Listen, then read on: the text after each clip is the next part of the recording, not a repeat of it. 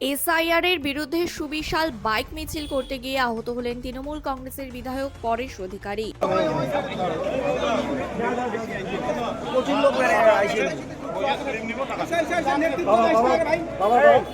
অন্যদিকে মিছিল চলাকালীন আরেকজন কর্মী অসুস্থ হয়ে পড়েন, সঙ্গে সঙ্গে তাকে উদ্ধার করে হলদিবাড়ি গ্রামীণ হাসপাতালে নিয়ে যাওয়া হয়। আমার একটা গাড়ির সাথে যে পায়ের মধ্যে লাগছিল, পায়ে লাগার পরে ওইটার ব্যথা ছিল, মাথায় একটা কেমন আঘাত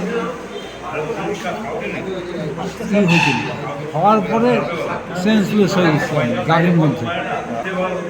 তারপর আমি বাইকে কি হয়েছে আমি আর বলতেই পারবো না কিছু। আমার নাম সঞ্জিত কুমার মিত্র, বাড়ি হলদিবাড়ি মেলার মাঠ। মিছিল চলাকালীন বাইক থেকে পড়ে গিয়ে সামান্য চোট পান তিনি। ঘটনায় এলাকায় কিছুক্ষণের জন্য চাঞ্চল্যের সৃষ্টি হয়। মঙ্গলবার কোচবিহারের হলদিবাড়িতে এসআইআর এর বিরুদ্ধে প্রতিবাদ জানিয়ে আয়োজন করা হয় একটি সুবিশাল বাইক মিছিলের। এই কর্মসূচির নেতৃত্ব দেন এলাকার তৃণমূল কংগ্রেস বিধায়ক পরেশ চন্দ্র অধিকারী। জানা গিয়েছে, হলদিবাড়ি নতুন বাস টার্মিনাস এলাকা থেকে এই বাইক মিছিলের সূচনা হয়। বিপুল সংখ্যক দলীয় কর্মী সমর্থক বাইক নিয়ে মিছিলে অংশগ্রহণ করেন। এরপর মিছিলটি হলদিবাড়ি শহরের বিভিন্ন গুরুত্বপূর্ণ রাস্তা পরিক্রমা করে।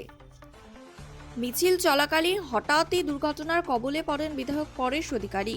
বাইক থেকে পড়ে গিয়ে সামান্য আহত হন তিনি, যদিও বড় কোনো আঘাত লাগেনি বলে জানা গেছে। ঘটনাস্থলে উপস্থিত কর্মী সমর্থকেরা দ্রুত তাকে সামলে নেন এবং প্রাথমিক চিকিৎসার ব্যবস্থা করা হয়। এসআইআর এর বিরোধিতায় বাইক মিছিলকে ঘিরে এলাকায় রাজনৈতিক উত্তেজনাও লক্ষ্য করা যায়। তৃণমূল কর্মী সমর্থকদের দাবি, সাধারণ মানুষের স্বার্থ রক্ষার জন্যই এই প্রতিবাদ কর্মসূচির আয়োজন করা হচ্ছে। সব মিলিয়ে মঙ্গলবারের এই বাইক মিছিলকে কেন্দ্র করে হলদিবাড়ি জুড়ে রাজনৈতিক তৎপরতা চোখে পড়ে। যদিও সামান্য দুর্ঘটনার ঘটনায় কিছুটা উদ্বেগ তৈরি হলেও পরিস্থিতি দ্রুত স্বাভাবিক হয়ে যায়।